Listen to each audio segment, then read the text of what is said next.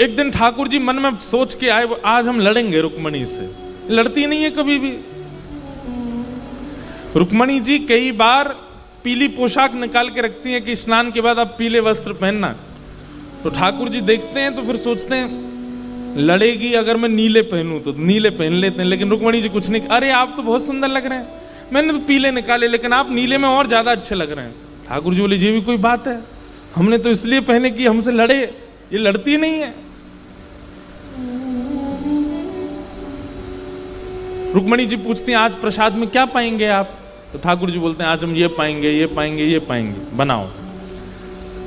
अब इच्छा तो वही पाने की है, लेकिन ठाकुर जी के सामने जैसे थाली आती है तो ठाकुर जी कहते हैं नहीं ये पाने की इच्छा नहीं, कुछ और लेके आओ। तो रुक्मणी जी वो लेके आ जाती हैं, तो वो भी मना, नहीं ये भी नहीं, कुछ और लेके आओ, केवल इसलिए कि लड़े हमसे।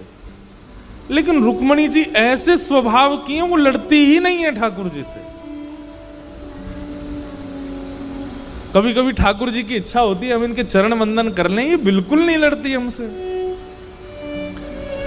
तो वस्त्रों में विपरीतता करके देख ली, भोजन में विपरीतता करके देख ली, कई बार कोई भाव रखा जाता पारिवारिक, उसमें रुक्मणी जी कहती ऐसा करना चाहिए, तो ठाकुर जी कटाक्ष करते नहीं नहीं आप क्या जानती हो, आपका विषय नहीं है, हम बता रहे हैं ऐसा होना नहीं, आप तो स्वामी हैं, आप जो कहेंगे वो स्वीकार है। ठाकुर जी कहते हैं भाई ये कैसी देवी आ गई हमारे घर, लड़ती नहीं है। आज ठाकुर जी मन में सोच के गए अगर आज हमने इससे लड़ाई नहीं करी तो हमारा नाम भी कृष्ण नहीं, आज हम लड़ेंगे। और ठाकुर जी कक्ष में गए और जाकर के झूला पर जैसे ही बैठे, रुक्मणी जी पंखा जल रही थी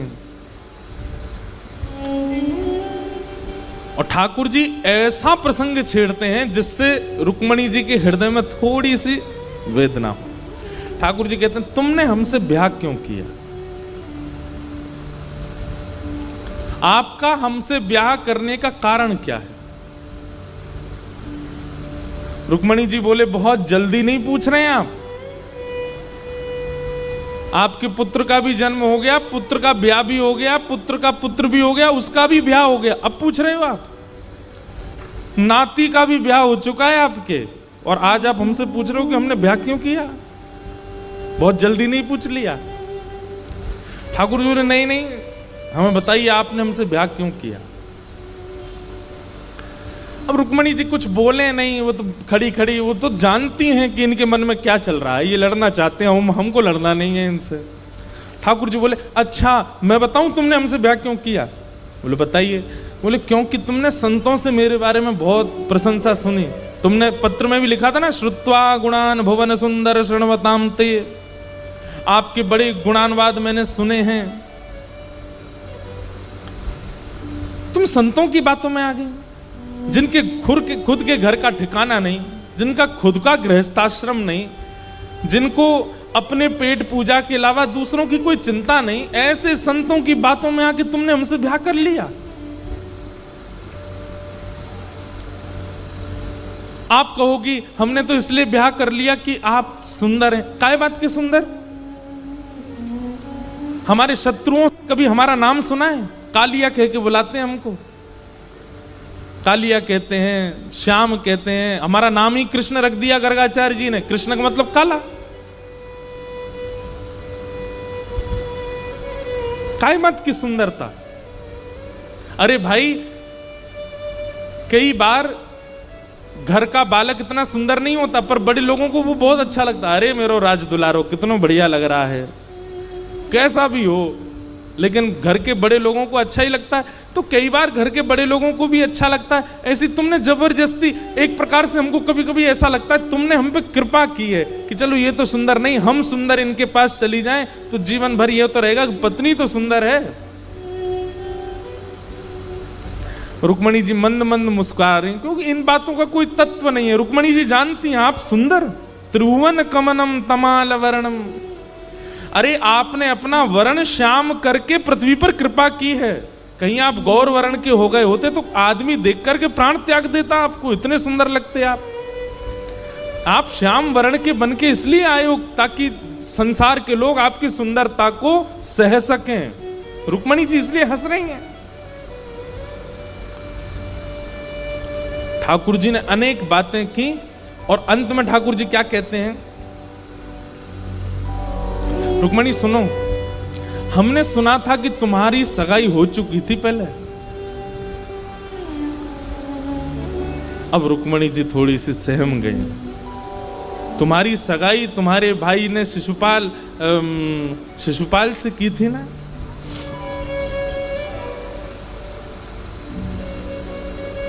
क्या कमी थी शिशुपाल में?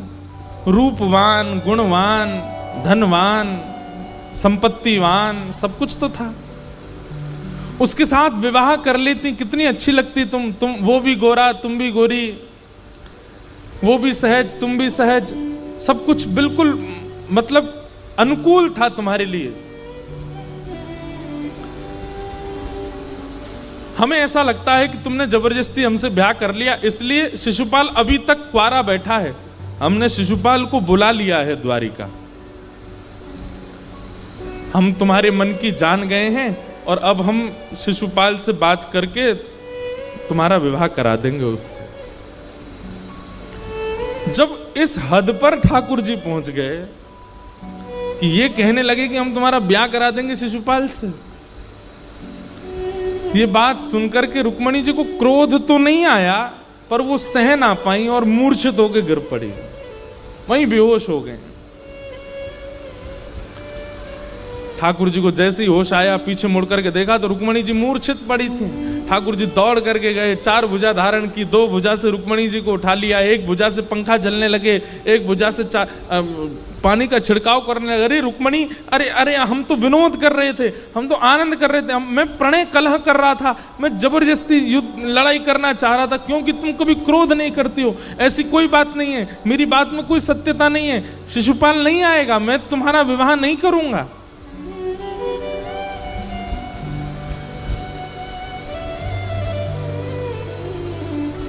रुक्मणी जी को होश आया, और जब रुक्मणी जी को होश आया, ठाकुर जी ने रुक्मणी जी के नेत्रों में देखा तो अश्रु प्रवाह, और हाथ पकड़ लिया ठाकुर जी का, और हाथ पकड़ के रुक्मणी जी कहती हैं, स्वामी आप कुछ भी कहिए, मुझे सब स्वीकार है, लेकिन आप अपने से कभी दूर जाने की चर्चा भी मत कीजिएगा मुझसे। जो स्थिति ब्रजवासियों की हुई, जो स्थिति ब्रज की गोपियों की हुई, जो स्थिति किशोरी जी की और सब ब्रज वनिताओं की हुई है, उस स्थिति को हम सहन नहीं कर पाएंगे। आपसे कृपा करके निवेदन है, जीवन भर आप चाहे जो कह लीजिएगा, लेकिन मैं आपसे दूर हो जाऊं, ये बात आप कभी मत कहिएगा। क्योंकि क्रोध तो मुझे नहीं आएगा, लेकिन आज तो मूर्छा हुई है, कल को अगर ये बात कही तो प्राण चले जाएंगे। आप बस ये चर्चा मत करना। ठाकुर जी ने रुक्मणी जी के हृदय से अपने हस्त कमल को लगा लिया और प्रेम भाव से श्री रुक्मणी जी को स्वीकार किया। ऐसे भगवान का गृहस्थ आश्रम है, कितनी अनुकूल हैं रुक्मणी जी, बिल्कुल नहीं लड़ती, बिल्कुल नहीं झगड़ती ठाकुर जी से, सब अनुकूल है। लेकिन ये बहुत दिन तक चलने वाला नहीं था। तभी ठाकुर जी का दूसरा विवाह हुआ जामवती के साथ, और जामवती के बाद तीसरा विवाह हुआ ठाकुर जी का सत्यभामा के साथ। और जो सत्यभामा है, ये थोड़ी सी शासन करने वाली, इनके मारे ठाकुर जी चुप ही रहते हैं, कुछ नहीं कहते, क्योंकि इनके आगे किसी की नहीं चलती है पूरे द्वारिका में। सत्यभामा को अपने रूप का बहुत अभिमान है। श्री कृष्ण मेरी ही सुनते हैं, मेरे अलावा किसी की नहीं सुनते, भले ही कितनी पत्नियां हों इनकी, पर अगर सत्यभामा कह दे कि आप इधर बैठ जाइए तो ठाकुर जी उधर ही जाके बैठते हैं, ऐसा शासन करती। लेकिन शासन से ठाकुर जी को दिक्कत नहीं है। ठाकुर जी के मन में भाव आता है कि इसको कभी कभी अभिमान हो जाता है, उस अभिमान को कैसे नष्ट किया जाए। सत्यभामा को अपने रूप का बहुत अभिमान है कि मैं सबसे सुंदर हूं। लेकिन एक बात बताएं बंधुओं, चाहे भाई लोग हों, चाहे हमारी बहनें हों, सुंदरता मुख पे नहीं होती, सुंदरता त्वचा पे नहीं होती, सुंदरता आंखों में नहीं होती, सुंदरता नाक में, होठों पर या बालों में नहीं होती, सुंदरता स्वभाव में होती है। कोई व्यक्ति रूप का बहुत सुंदर है लेकिन स्वभाव का अच्छा नहीं है ना, उसको आप ज्यादा दिन तक स्वीकार नहीं कर पाओगे। बुरा नहीं मानिएगा, पूरे भारत में सुंदरता का प्रदर्शन करने वाले सबसे ज्यादा लोग बंबई में हैं। किनकी तरफ मेरा संकेत है सब जानते हैं,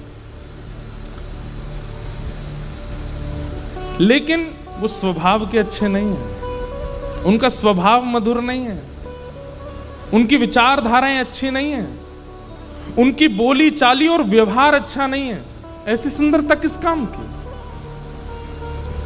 और कभी अगर आपने उनको बिना अपने बाह्य रूप धारण किए देख लिया तो कहीं आप डर के भाग ना जाओ, इतने भयावह लगते हैं। सुंदरता तो अंतरंग होती है। हमारे ब्रज के संतों को देखिए आप, कोई क्रीम नहीं लगाते, कोई पाउडर नहीं लगाते, कुछ नहीं करते, ब्रज रज लगा लेते हैं, चंदन घिसके लगा लेते हैं, तिलक फोटा लगाए, पूरे मुंह पे लगाए। हरदासियों को देखो, यहाँ लगा लेंगे, इधर लगा लेंगे, नाक पे लगा लेंगे, यहाँ पे, इधर पूरा मुंह पे लगा के घूमेंगे हाउ बिलाऊ से बन के, इतने सुंदर लगते हैं। कैसा आकर्षण उनके रूप में आता है। हमारे पूज्य श्री रमन रीति वाले महाराज जी, वो जब त्रिपुंड लगा करके निकलते हैं, सफेद दाढ़ी, उनका रूप देख करके ऐसा लगता है मानो जैसे कोटि कोटि चंद्रमा वार दें इन पे। हमारे पूज्य श्री मलुक पीठ वाले महाराज जी जब उर्धपुंड लगा करके, जटा जूट बांध करके, बगनखा लगा करके जब निकलते हैं तो ऐसा लगता है आहा क्या स्वरूप है। कुछ नहीं लगाते मुखमंडल पर। चलो अब रमन रीति महाराज जी, मलुक पीठ वाले महाराज जी को जानने वाले लोग कम होंगे यहाँ पे। हमारे प्रेमानंद जी महाराज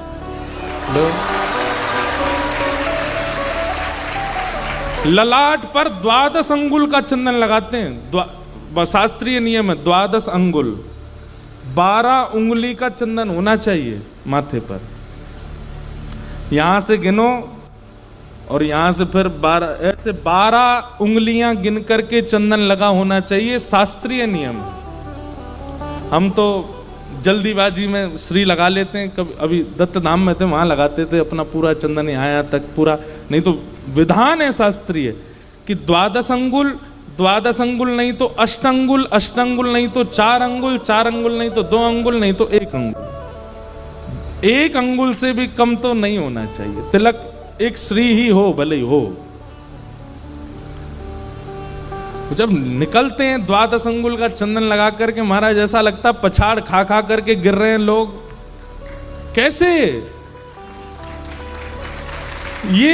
ये रूप का सौंदर्य नहीं है, ये आंख, नाक, कान, त्वचा, होठ, बालों का सौंदर्य नहीं है, ये स्वभाव की सुंदरता है। मुख की सुंदरता कुछ दिन आकर्षित कर सकती है, पर स्वभाव की सुंदरता स्वप्न में भी दिखेगी, चलते फिरते भी दिखेगी, चिंतन में भी रहेगी। स्वभाव की सुंदरता सबसे सुंदर है।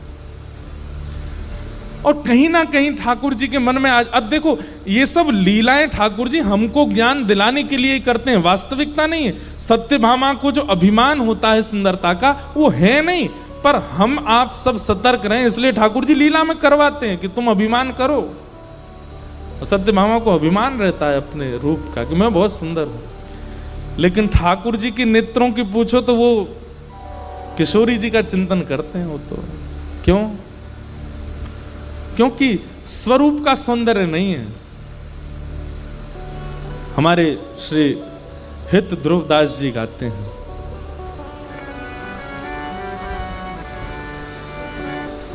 सहज स्वभाव पर नवल किशोरी जो को, सहज स्वभाव पर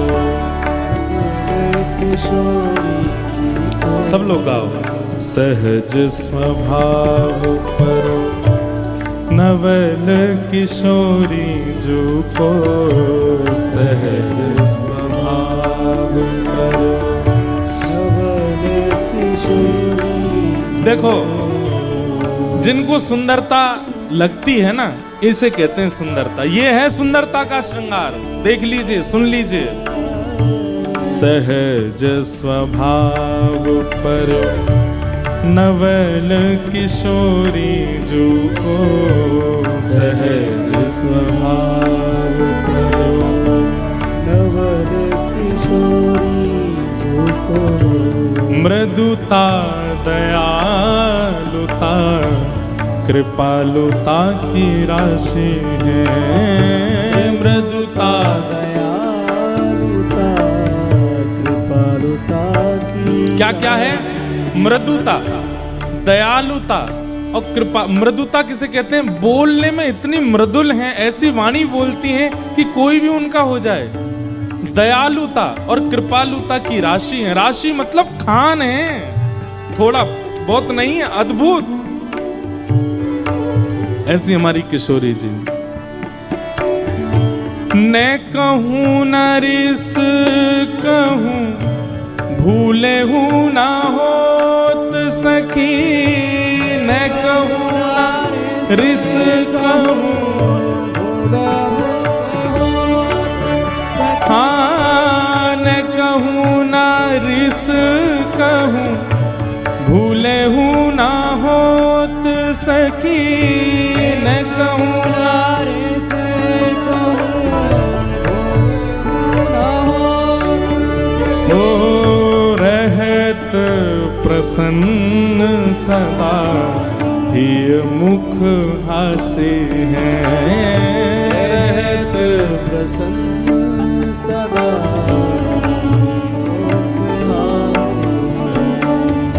ऐसी सुकुमारी प्यारे लालजू की प्राण प्यारी। ऐसी सुकुमारी प्यारी लालजू की प्राण, हाँ ऐसी सुकुमारी प्यारे लालजू की प्राण प्यारी। ऐसी सुकुमारी प्यारी लालजू की प्राण प्यारी। धन्य धन्य धन्य ते तिनके उपासी हैं। धन्य धन्य धन्य ते जिनके उपासी।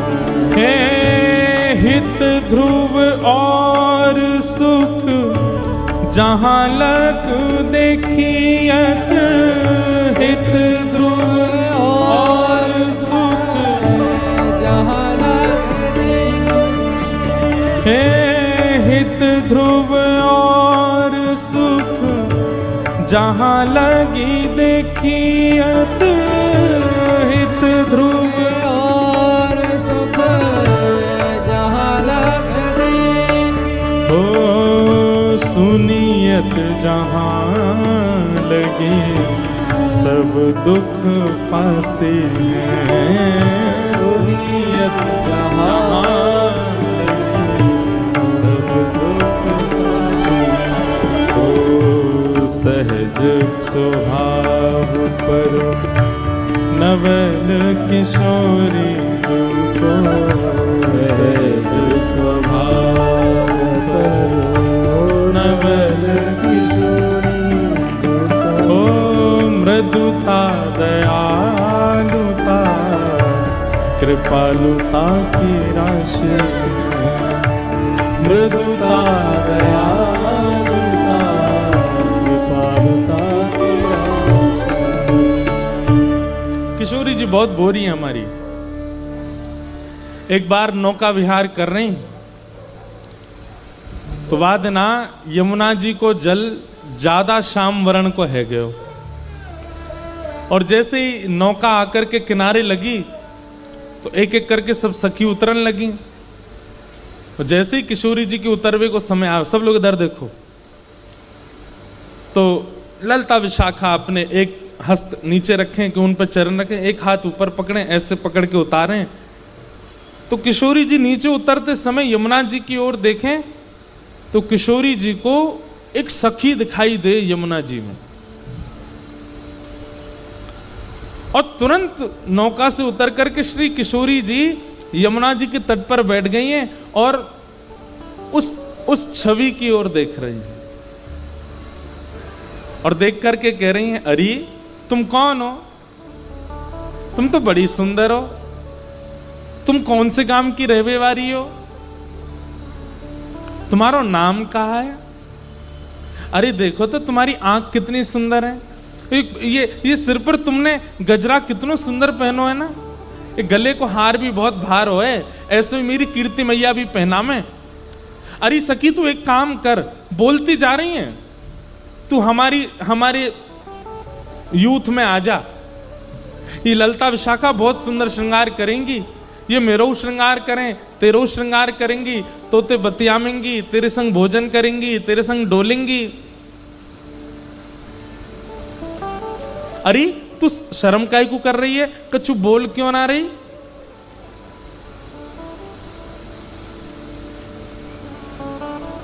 रूठ के बैठ गई। अच्छा तू हमसे बात ना करेगी, चल मैं तो ते रूठ नहीं हूं अब।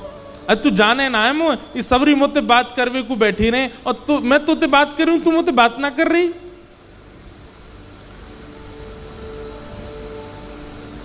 रुक जा, अब ही जाऊं, श्याम सुंदर ते तेरी शिकायत करके आऊं, तू बोलेगी ना? और किशोरी जी गई ठाकुर जी से जाके बोली, श्याम सुंदर मैंने आज एक सखी देखी। ठाकुर जी बोले अच्छा, तो फिर बोले देख ये सब मोते बात करें, ललता विशाखा ये सब मेरे संग रहे और वो ऐसी इतरा रही मेरे आगे, इतनी सुंदर है, इतनी सुकुमारी है, ऐसे वाके नैन है, ऐसी वाकी नाक है, ऐसा सब स्वरूप है, लेकिन देख वो आ ना रही है मेरे पास। मैंने खूब कह ली तेरो श्रृंगार करेंगे तो भोजन करावेंगे तो संग डोलेंगे, लेकिन बताई ना रही कछु। ठाकुर जी बोले ऐसी कौन सी आ गई जो आपके बोलवे पे बोल नहीं रही है? अरे किशोरी जी आप तो तोतांत बात करने लगो तो उनके भी स्वर प्रकट है जाएं, आप तो मैनांत बात करने लगो तो उनके भी शब्द प्रकट है जाएं। अरे आप वृक्षन पे हाथ धर दो तो वृक्ष भी चैतन्य है जाएं। ऐसी कौन सी आ गई जो आपसे बात ना कर रही? लेके चलो मुझे। ठाकुर जी लेके गई, देखो बो रही। ठाकुर जी बोले कहाँ है? अरे ये दिखना रही तुम्हें?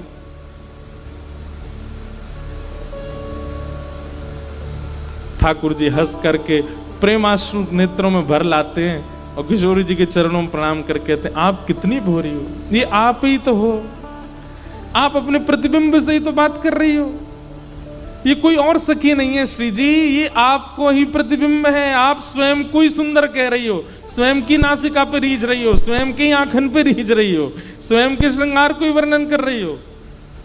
श्री जी तो ऐसे संकोच में आई, भाज गई माते, अरे मुझे तो पता ही नहीं जी मैं हूं। इतनी बोली है, इतनी सीधी है, ये सुंदरता है। मुख की सुंदरता नहीं, श्रृंगार की सुंदरता नहीं, स्वभाव की सुंदरता।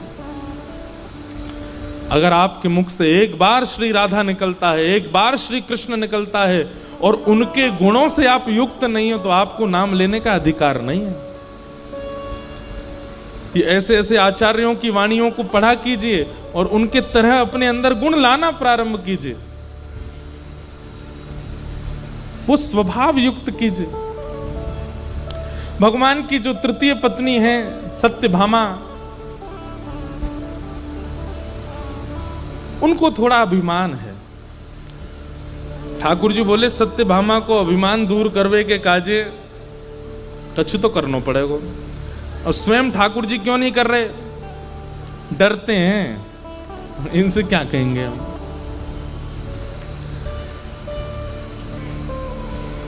और मान का हनन जो करे उन्हीं का नाम है हनुमान।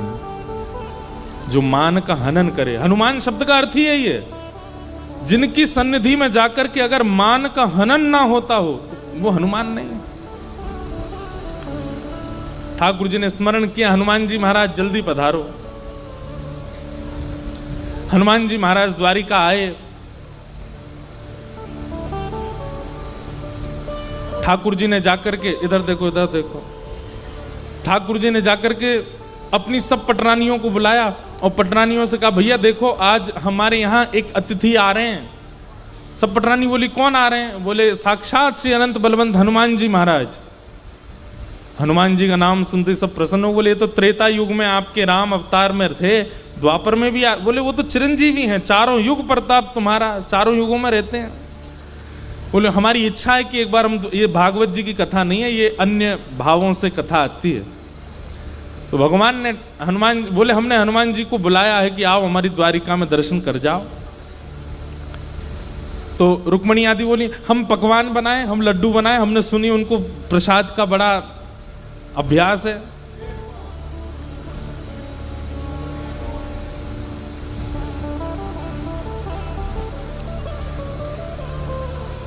ये द्वार खोल दीजिए, वहीं बैठ जाएंगे, अब अंदर तो आ नहीं सकते, वहीं बैठा दो द्वार खोल के। इधर देखो क्या बता रहा था मैं। हाँ, तो ठाकुर जी बोले वो सब तो ठीक है, लेकिन हनुमान जी का एक स्वभाव है। बोले क्या? वो हमको अकेले प्रणाम नहीं करते, तो बोले साथ में सीता जी होनी चाहिए तभी प्रणाम करते हैं। अब सब पटरानियां एक दूसरे का मुख देखने लगी, तो फिर हम क्या करें? अब सीता जी तो नहीं है। बोले सीता जी तो नहीं है, पर सीता जी के नैन कैसे हैं? मृग जैसे नैन हैं, सीता जी की ऐसी तोता जैसी नाक है, सीता जी के ऐसे ओष्ठ हैं, सीता जी के ऐसे गाल हैं, सीता जी के ऐसे केश हैं, सीता जी बोलती हैं तो ऐसे बोलती हैं। ठाकुर जी वर्णन करने लगे सीता जी का। अब सब पटरानियां सुनकर के कह रही हैं ओहो अच्छा किशोरी जी ऐसी हैं, किशोरी जी। सत्यभामा का ये सारे गुण तो मुझ में हैं, मैं बन जाती हूं सीता जी। भगवान बोले हाँ आप ही बनो। जबकि सीता जी ही रुक्मणी बन करके आई हैं, पर भगवान की लीला को रुक्मणी जी समझ रही हैं कि ये क्या करना चाह रहे हैं। सत्यभामा बोली कि मैं बिल्कुल वैसा ही श्रृंगार करके आऊंगी, वैसे ही बैठूंगी, वैसे ही बोलूंगी जैसे आपने बताया, आप चिंता मत करो। हनुमान जी को बुलाइए, आप संकोच मत करो। ठाकुर जी बैठे हैं सिंहासन पर, बगल में आकर के सत्यभामा बैठ गई। और आज ठाकुर जी धनुष बाण आदि लेकर के बैठे हैं। बोले भैया राम बन जाएं आज हम, तभी प्रणाम करेंगे हनुमान जी। हनुमान जी आए, कीर्तन करते हुए, उछलते नाचते कूदते हुए श्री हनुमान जी महाराज आए। और जैसे ही आकर के सिंहासन पर बैठे ठाकुर जी को देखा, नेत्र सजल हो, आहा मेरे राम, मेरे प्राण, मेरे सर्वस्व। लेकिन जैसे ही सत्यभामा जी को देखा, आंसू आंसू सब पहुंच गए उनके। ठाकुर जी से बोले ठाकुर जी आपने क्या कर दिया? भगवान बोले क्या हो गया? आप जानते हैं कि जब तक जानकी जी बगल में ना हूं मैं आपको प्रणाम नहीं कर पाता हूं। आप ये जानते हुए भी आपने जानकी जी कहां भेज दी, पता नहीं कौन किनको बैठा लिया अपने बगल में। ऐसे मत बोलो, ये जानकी जी ही तो हैं। ऐसी मृगनयन जानकी जी के, ऐसी नासिका जानकी जी की, ऐसे ही ओष्ठ जानकी जी के, ऐसा ही स्वरूप जानकी जी का। रावण बोला क्षमा करें महाराज, मैं रावण के यहां गया था लंका में, और वहां जब मैंने वहां की सुंदर मंदोदरी आदियों को देखा था, उनका रूप भी इतना सुंदर था, मृग जैसे नेत्र थे, उनकी भी नासिका तोता जैसी थी, उनके भी गाल गुलाबी थे, उनके भी केश ऐसे थे। पर राम नाम का और राम स्मरण का अंजन केवल एक नेत्रों में था, और वो था सीता जी के। वो नेत्रों में वो श्रृंगार नहीं था, क्योंकि अशोक वाटिका में बैठी थी, वहां श्रृंगार की व्यवस्था नहीं थी।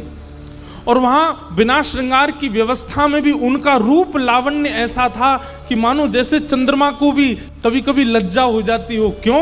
क्योंकि उनके रूप में संसारी सौंदर्य नहीं था। उनकी एक एक अंग को देख करके ऐसा लगता था मानो एक एक रों से राम राम राम राम प्रकट हो रहा हो। और आपके बगल में जो इस वक्त बैठी हैं, उनके किसी भी रों से आपका नाम उद्दीपित नहीं हो रहा है। इसलिए क्षमा करें, मैं आपको दंडवत प्रणाम नहीं करूंगा। सत्यभामा जी तो रो रो के बेहाल हो गई, उनका सारा अभिमान चूर चूर हो गया। और तभी वहां पर लड्डू लेकर के, प्रसाद लेकर के, जैसे कोई अन्य घर के सदस्य सामान लेकर के आते हैं पवाने के लिए, ऐसी सब सखियां आ रही थी। उन्हीं के बीच में से रुक्मणी जी आई और जैसे ही लड्डू सामने पधराया और हनुमान जी ने जैसे ही रुक्मणी जी को देखा तुरंत करताल उठा करके नृत्य करने लगा। हाँ मेरी माँ आ गई, मेरी माँ आ गई, चरणों में दंडवत प्रणाम किया। और रुक्मणी जी के चरणों में निवेदन करे, ने किधर किसको, इधर किसको, इधर किसको, सत्यमा आपने किधर आओ आप इधर बैठो। और जैसे ही रुक्मणी जी बैठी दोनों की भले आप प्रणाम। सत्यभामा जी का जो अभिमान था वो टूट गया, जाने किस स्थिति में पहुंच गया।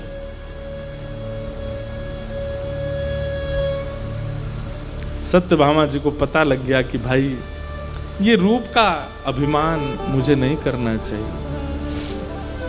मान का हनन किया सत्यभामा जी के।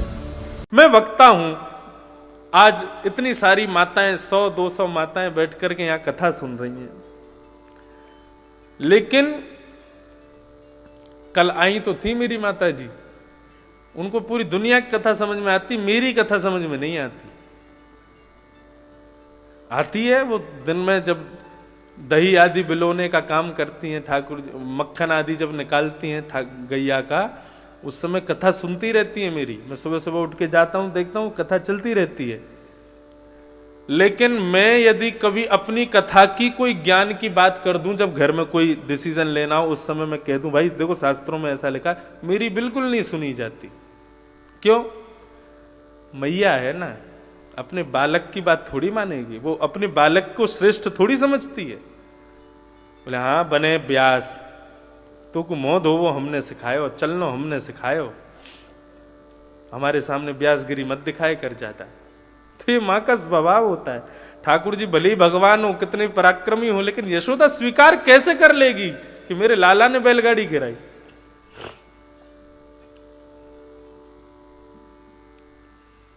किसी का बालक इंजीनियर बन जाए, डॉक्टर बन जाए, कितना भी बड़ा क्यों ना बन जाए, लेकिन बेचारी भोली भाली माँ जो कभी स्कूल भी प्रेम से नहीं गई, कॉलेज का मुख नहीं देखा, उसके सामने बालक आईएएस ऑफिसर बन करके खड़ा हो जाए तो माँ तो उसको अपने सीने से ही लगाएगी, तब भी प्रयास करेगी कि इसको गोद में ही खिला लूं मैं। उसके लिए वो बहुत बड़ा नहीं हो सकता। यही तो प्रेम है। प्रेम में सामने वाले की प्रबलता, उसकी उज्जवलता, उसके भीतर जितने भी गुण हैं उनको देखा नहीं जाता, उनको नजरअंदाज किया जाता है। और सामने वाले को भी चाहिए कि मैं अपने गुण का बखान सबके सामने करूं, अपने प्रेमी के सामने ना करूं। यशोदा मैया ने बालकों को थप्पड़ मार के भगाया, बोले चल झूठ बोलो, मेरो लाला थोड़ी गिरा सके इतनी बड़ी बैलगाड़ी। ठाकुर जी मंद मंद मुस्कुरा रहे हैं, बोले कि यही तो हमारी प्रभुता है, सबको दिखे लेकिन मेरी मैया को नहीं दिखे। मैया लाल जी को गोद में लेकर के भीतर आई। धीरे धीरे ठाकुर जी और बड़े, 1 साल के हो गए। अब जैसे ही ठाकुर जी 1 साल के भय, अभी तक नामकरण संस्कार नहीं हुआ, ठाकुर जी का नाम ही नहीं रखा। तृणावर्त नाम का दैत्य आया बवंडर के रूप में, भंवर बन के। ठाकुर जी ने जैसे ही देखा तृणावर्त आ रहा है, मैया गोदी में खिला रही थी लाला को, ठाकुर जी ने कहा मैया मुझ को दूध पीनो। 1 साल का बालक, कई बालक बोल नहीं पाते, लेकिन कई बालक तोतली भाषा में धीरे धीरे बोलने लग जाते हैं। ठाकुर जी इशारा करके कहते मैया मुझ को दूध पिला। तो मैया अपने काम करती जा रही और अपने पयोधर को लाला के मुख में दे देती है। ठाकुर जी दूध पीते पीते पीते पीते अपना वजन इतना भारी कर लेते हैं। यशोदा मैया को लगता है इतना भारी कैसे है क्यों लाला, अरे यानी बहुत दूध पी लिया और अपच नहीं है जाए। तो ठाकुर जी को सामने पालने में सुला करके मैया अपने काम करने चली गई। ठाकुर जी ने वजन इसलिए बढ़ाया, बोले तृणावर्त आ रहा है, आंगन से हमको उड़ा के ले जाएगा और हमको उड़ाएगा तो मैया भी उड़ेगी साथ में, और मैया यदि हमारे संग उड़ के आकाश में गई तो फिर तृणावर्त को मार नहीं पाएंगे। इसलिए ठाकुर जी ने वजन बढ़ा लिया। पालने में ठाकुर जी जैसे सोए, तृणावर्त आया, ठाकुर जी को उड़ा के आकाश में ले गया। आकाश में जाकर के ठाकुर जी ने अपना बालपन छोड़ा, तृणावर्त का गला पकड़ा, आकाश से पकड़ करके नीचे जमीन में पटका, तृणावर्त का गोविंदाय नमो नमः। धूल धूल हो गई चारों ओर, देखा कन्हैया तो है नहीं। सब ब्रजवासियों को दिख रहे थे ठाकुर जी ऊपर बवंडर में जा रहे हैं। सब दौड़ करके गए, आगे जाकर के देखा तृणावर्त मरा पड़ा था और ठाकुर जी वहां पर बैठ करके अपनी 2 दतुइयां दिखा करके मुस्कुरा रहे थे। सब ब्रजवासियों ने ठाकुर जी को प्रणाम किया। ठाकुर जी 1 वर्ष के हो गए लेकिन नामकरण नहीं हुआ। क्यों नहीं हुआ? बोले नंद बाबा के जो कुल पुरोहित हैं वो मन में विचार करते हैं कि भैया ये नंद बाबा के लाला तो है नहीं, ये तो वसुदेव के लाला, उनको तो पता है सब। और वसुदेव के लाला का नामकरण मैं कैसे कर सकता हूं? भाई जिसके लाला हैं उनका कुल पुरोहित आके नामकरण करे ना। तो नंद बाबा के कुल पुरोहित हैं सांडिल्य मुनि, और वसुदेव जी के कुल पुरोहित कौन है? श्री गर्गाचार्य जी महाराज। सांडिल्य मुनि बोले गर्गाचार्य जी जावें वही नामकरण करें। तो गर्गाचार्य जी से कहा कि देखो आप तो सब सत्यता जानते हो, ये नंद बाबा के बालक तो है नहीं, ये वसुदेव जी के बालक हैं। मैं जाकर के नामकरण संस्कार करूं वो उचित नहीं रहेगा, आप करिए और कह देना सांडिल्य मुनि व्यस्त हैं। तो गर्गाचार्य जी वृंदावन गए, नंद बाबा ने चरणों में प्रार्थना की प्रभु हमारे बालकों का नामकरण करो। गर्गाचार्य जी बोले आज नहीं कल करेंगे, कल मुहूर्त अच्छा है। गर्गाचार्य जी बोले हमारे शालिग्राम ठाकुर जी साथ में पधारे हैं, हम स्वयं पका करके भोजन इनको पवाते हैं फिर पाते हैं, आप हमको सामग्री दे दो ताकि हम भोग लगा सकें। यशोदा मैया ने खूब सारी सामग्री दी, बोले बाबा प्रेम से बनाओ, ठाकुर जी का भोग लगाओ, स्वयं पाओ। गर्गाचार्य जी ने खीर सिद्ध की और खीर सिद्ध करके जैसे ही ठाकुर जी के सामने सन्मुख पधराई, त्वदीयं वस्तु गोविंद तुभ्यमेव समर्पयेत्, ग्रहाण सुमुखो भुक्त्वा प्रसीद परमेश्वर। भोग लगाते समय यह मंत्र बोलना चाहिए, प्रभु तुम्हारी वस्तु थी, इस पृथ्वी पर जितने अनाज अन्नादि सब प्रकट होते हैं सब आपकी कृपा से प्रकट होते हैं, हम उसको सुव्यवस्थित करके आपको अर्पित कर रहे हैं, इसलिए प्रभु आप इसको ग्रहण करो और ग्रहण करके इसको पवित्र कर दो ताकि हमारे खाने के योग्य ये बन जाए। इस मंत्र का भाव ठाकुर जी के सामने खीर रख करके और गर्गाचार्य जी महाराज नेत्र बंद करके अपने गुरु मंत्र का जाप करने लगे। इतनी देर भोग लग रहा है, अंदर घुटमुन घुटमुन खेल रहे थे ठाकुर जी। तो बलराम जी से बोले भैया, बोले हाँ आज एक भक्त आया है हमारे यहाँ। बोले अच्छा, फिर बढ़िया केसर बादाम मिश्री आदि मिला करके बढ़िया माने खीर बनाई है। बोले अच्छा, और देख आंख बंद करके मुंह को बुला रहा हो कि आके भोग लगाओ। बलराम जी बोले तो फिर लाला बैठो, काहे को जल्दी जा, भोग लगा के आ। ठाकुर जी बोले ठीक है मैं जाऊं। गुटमुन चल करके ठाकुर जी धीरे धीरे आए और आकर के देखा शालिग्राम जी बैठे, उनके सामने खीर रखी और बाबा आंख बंद करके गुरु मंत्र का जाप कर रहे हैं। ठाकुर जी ने खीर को पात्र उठायो और अपने अपने हाथ में भर के बाकू चाटन लगे, खान लगे और बड़े आनंद कर रहे हैं। इतनी स्वादिष्ट खीर बनाई है। गर्गाचार्य जी की महाराज गुरु मंत्र की माला जैसी पूरी हुई, जय हो मेरे शालिग्राम, खीर कहां गई? तभी देखा तो बगल में नन्हे से बाल गोपाल बैठ करके और खीर खा रहे हैं। अरे यशोदा, नंद बाबा, अरे देखो देखो ये लाला ने कहा कियो, मेरे ठाकुर जी की लगी भई भोग की खीर को स्वयं झूठो कर दियो, मेरो पूरा भोग बर्बाद कर दियो तुम्हारे लाला ने। यशोदा मैया दौड़ी दौड़ी आई, आकर के देखो ठाकुर जी हाथ में खीर को पात्र लेके मुंह पे पूरी खीर सनी भैया और एक हाथ में खीर लेकर के बाकू चाट रहे हैं। गर्गाचार्य जी पड़े पड़े रो रहे हैं, मेरे ठाकुर जी का भोग झूठा कर दिया। और ठाकुर जी संकोच कर रहे हैं, मैंने गलत कहा कियो भैया, तू बुला रो भोग लगा लो, मैंने तो आके भोग लगायो। मैया आई, अरे महाराज जी क्षमा करियो, खीर को पात्र हटायो, ठाकुर जी को उठायो, हाथ मुंह धुलाए, भीतर बस श्री बलराम जी के पास छोड़ करके आई। आगे कही बाबा क्षमा कर दियो, छोटो बालक है, बड़ो चंचल है, ऐसे ही खा जाए। अरे आपको तो केवल भोग खायो, हमारे नंद बाबा के तो शालिग्राम को गुलाब जामुन समझ के खा गए हो। वो तो गरीमत मानो आपके शालिग्राम जीवित बैठे, नहीं तो इनको खा जा तो अभी। या कोई यूं लगे रोज शहद में स्नान करें तो मीठे है गए होंगे, या हमारे खा जावे, आप क्षमा करिए। गर्गाचार्य जी ने गोबर का चौका लगाया, हाथ मुंह धोए, फिर से भोग बनाया और खीर का भोग लगाया। ठाकुर जी रूठ के बैठे भीतर। बलराम जी बोले कैसी लगी खीर? बोले खीर तो बढ़िया ही, खवावे बारो बहुत ज्यादा। खीर जितनी मीठी उतनो ही कड़वो खवावे बारो। कोई बात ना भैया, अब की बार यह बुलंद, अब की बार भोग बना के बुलावे को, या को मजा नहीं चका दियो तो मेरो नाम भी गोपाल नहीं। गर्गाचार्य जी ने फिर से खीर बनाई और अपने ठाकुर जी से क्षमा मांगने लगे। बोले प्रभु अबोध बालक है, उसने आपकी खीर झूठी कर दी, आप पुनः भोग लगाओ। त्वदीयम वस्तु गोविंद तुभ्यमेव समर्पयेत् ग्रहण सुमुखो भुक्त्वा प्रसीद परमेश्वर। गुरु मंत्र की माला करने लगे और जैसे ही पुकारा ठाकुर जी को, ठाकुर जी फिर हिले।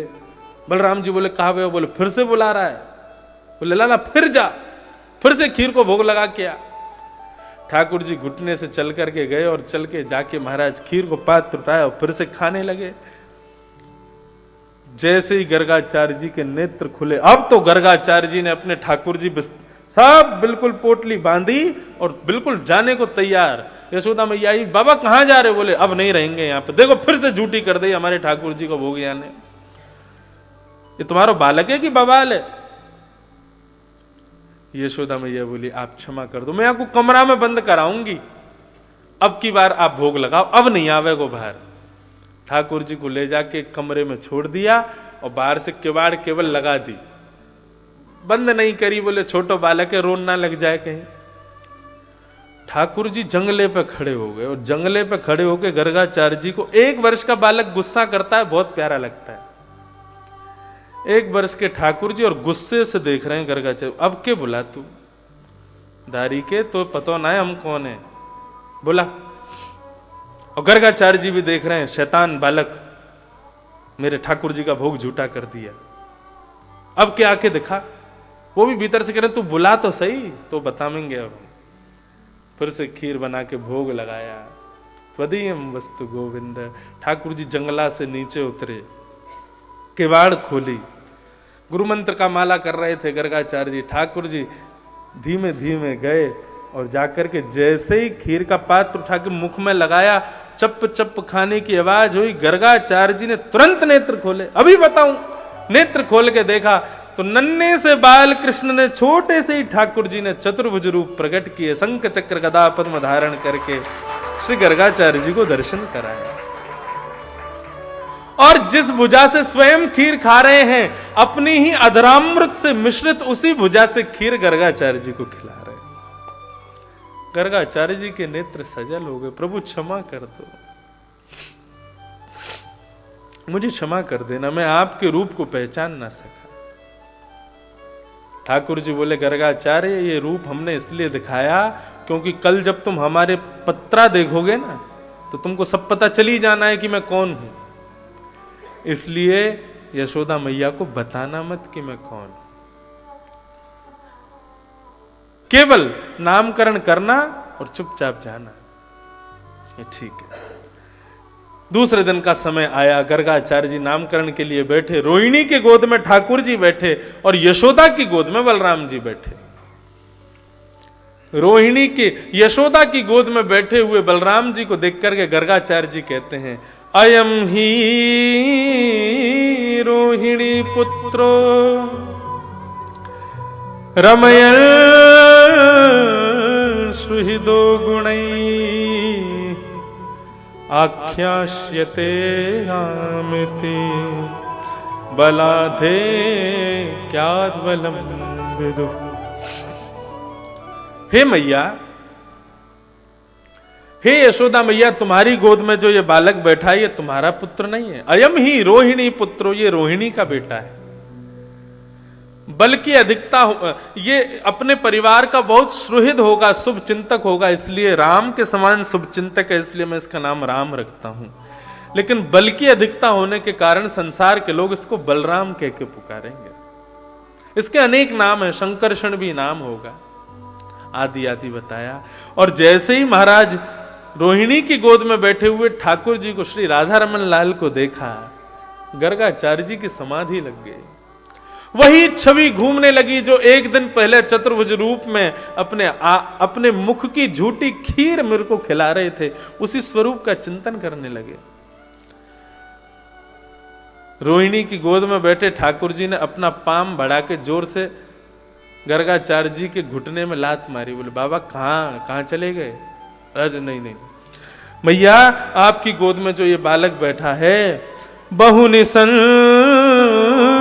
नामानि रूपाणि च सुतस्य ते गुणकर्मानुरूपाणि तान्यहं वेदनो जना। शुक्ले रक्तस्तथा पीत इदानीं कृष्णतां गतः। शुक्ले रक्तस्तथा पीत इदानीं कृष्णतां गतः। आपका ये बालक कभी सफेद बन के आया, शुक्ल।